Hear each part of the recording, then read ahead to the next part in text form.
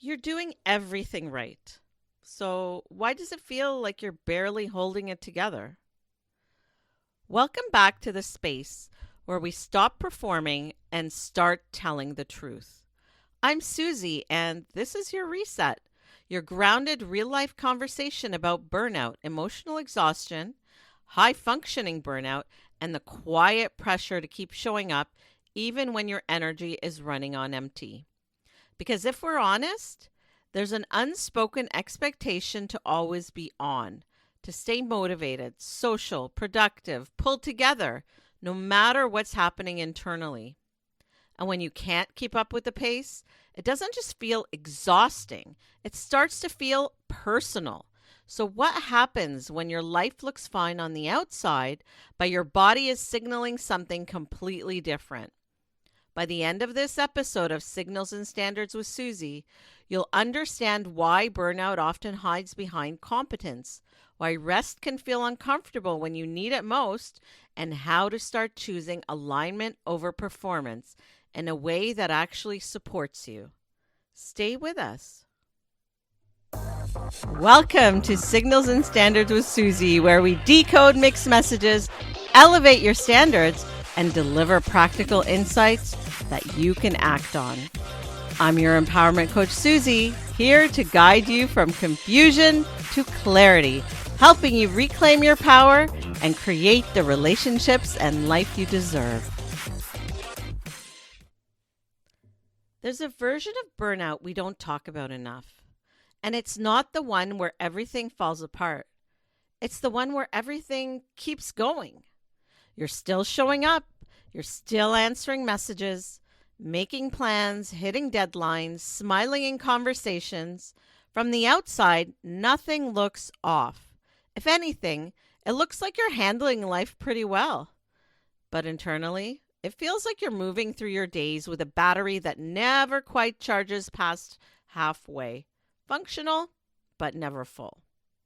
This is what researchers describe as high functioning burnout.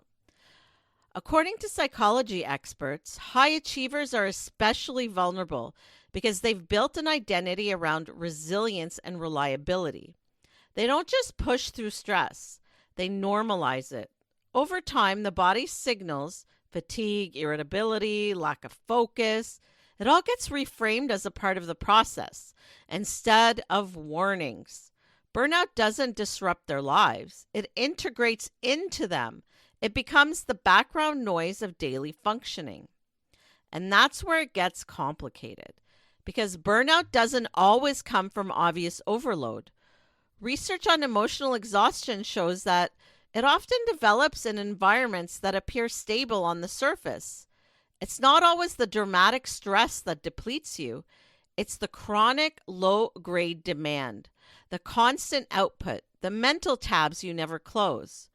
This kind of fatigue builds quietly through prolonged activation of the nervous system without adequate recovery. You're not necessarily overwhelmed in a single moment, you're under recovered across many moments. It's like carrying a backpack you forgot to put on. At first, it's light enough to ignore. Then life adds a few more things: responsibilities, expectations, emotional labor, and you adjust. You redistribute the weight. You tell yourself you're fine until one day you're not even aware of what's in the bag anymore. You just know everything feels heavier than it should. What makes this even more complex is how burnout distorts your relationship with rest. Rest starts to feel unfamiliar, even uncomfortable. Many people experience guilt or anxiety when they slow down, not because rest is wrong, but because their sense of worth has become tied to output. When your identity is built on being dependable, productive, or the strong one, stopping can feel like a threat to who you are. So you try your best, but mentally, you're still performing. You can't rest. You sit down, but your mind is scanning. You take a break, but you're negotiating it. How long is too long? What should I be doing instead? Am I falling behind? That internal dialogue doesn't allow for true recovery. It keeps your system in a subtle state of alert, even in stillness. That's not laziness, that's conditioning. There's also a misconception that burnout arrives in clear, dramatic stages that you'll easily recognize. But according to psychological occupational burnout research, it often progresses gradually. Enthusiasm turns into stagnation, stagnation into frustration, and eventually into apathy or depletion. The most overlooked phase is the middle, the space where you're still functioning, still producing, still meeting expectations, but feeling increasingly disconnected from it all. That's where many people live for months, even years, capable but depleted, present but not fully engaged. And if you've been the reliable one, the capable one, the one people count on, you've likely developed a habit of overriding your own limits. Works on ambition and burnout highlight how self-neglect often hides behind competence.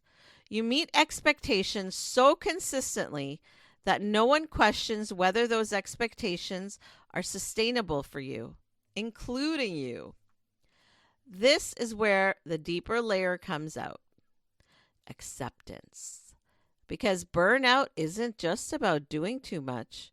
It's about the internal resistance to what's actually true. I've shared before that stress intensifies when we argue with our reality. When your body is exhausted, but your mind is saying, I shouldn't feel this way. You create friction. You split yourself in two. What you feel versus what you believe you're allowed to feel. That internal conflict is exhausting in itself. One of the key shifts is moving from self-judgment to self-awareness. Not asking, what's wrong with me? But instead, what is this trying to show me? Because burnout at its core is not a failure of discipline, it's feedback. It's your system telling you that the way you've been operating is no longer sustainable. And when that message gets ignored or minimized, burnout doesn't just persist, it deepens. Not because you're weak, but because you're disconnected from the cost of what you're carrying. So the real conversation here isn't just about doing less, it's about noticing more, noticing where you're performing energy instead of actually having it, noticing where your capacity has changed, but your expectations haven't, noticing where you've been loyal to roles, routines, people, identities that no longer support you. Because burnout doesn't come from a single breaking point. It comes from a series of quiet overrides, of you not listening to your body's cues. And the moment you start listening instead of pushing through, that is where recovery begins. Let me bring this down to something real and usable for you. You're not behind. You're out of alignment with your energy. And your body already knows it, even if your mind is still trying to keep up. So if you've been feeling more irritable, more withdrawn, maybe feeling less connected to things that used to feel easy, those aren't random shifts. They're signals, not failures. Signals. You don't need to wait until you're completely drained to respond. You're allowed to listen sooner than that. So instead of asking yourself, what should I be able to handle? Which keeps you in pressure. Shift it to this question. What actually feels sustainable for me right now? That is your answer. And then this is the part that matters. You respect that answer. That might mean pausing before you automatically say yes to something, giving yourself space between commitments instead of stacking everything back to back, noticing when you're forcing your way through something and choosing to step back instead of pushing harder. If rest feels uncomfortable, that's okay. It just means you're not used to being there without tying your worth to productivity. Start small. Even a few moments where you're not performing is a reset. Because every time you listen to your capacity instead of overriding it, you rebuild self-trust. And that's what choosing alignment actually looks like. Honoring what's true for you, even when it's inconvenient. I remember a time when, on paper, everything in my life looked exactly right. My schedule was full, work was flowing, opportunities were coming in. I was spending time with people I loved hanging out with. It looked like momentum. It looked like I was in it. I was on top of the world. Or was I? In reality, it caused me to fall flat.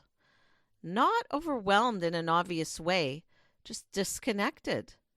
I'd leave a great meeting or a night with friends and think, why didn't that land? Why don't I feel this? And instead of questioning my pace, I questioned myself.